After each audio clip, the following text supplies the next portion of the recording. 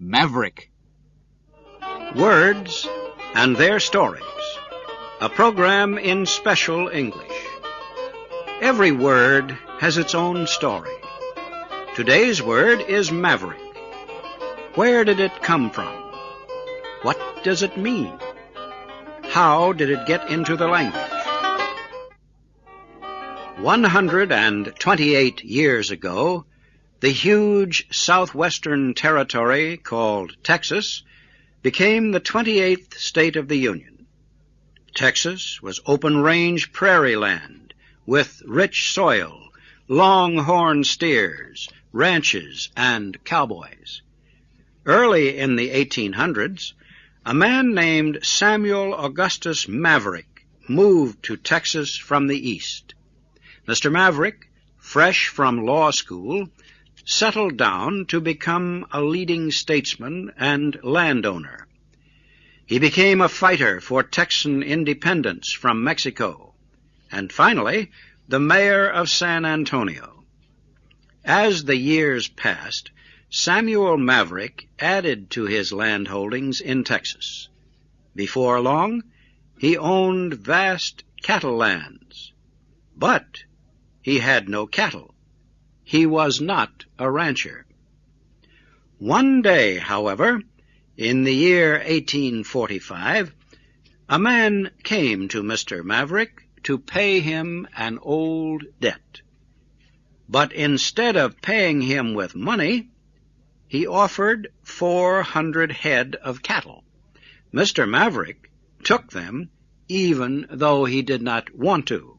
He turned the cattle loose on his land to graze and care for themselves and to forget them. As time passed, the cows had calves, and these grew and also had calves. The herd doubled and doubled again. In time, hundreds of cows and calves roamed freely, even across the land of nearby ranch owners. It was a tradition among ranch owners in the West to brand their newborn calves with a mark of ownership. They burned the name of their ranch into the flesh of an animal with a hot iron. This made a clear mark or brand. Each cattle owner, therefore, knew his own calves from those of the others. Sam Maverick, however, refused to brand his calves.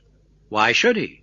If all the other cattle owners branded theirs, then those without a brand belonged to him, Sam Maverick. And this is how the word maverick got into the language. It meant a calf without a brand.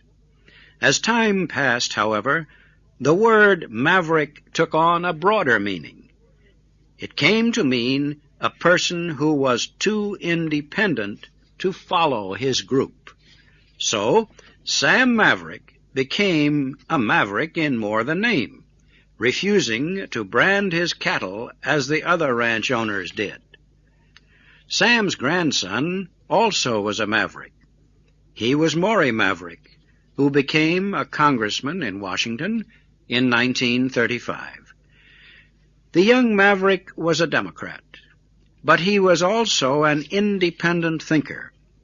While in Washington, he refused to follow his party, and he led a group of progressive Democrats who also disagreed with the party leaders. This group was called the Mavericks because they refused to wear the Democratic brand. And so, this is the story of how a man's name became part of the American language, a story that began more than 100 years ago when a cowboy found one of Sam Maverick's lost calves and called it a maverick.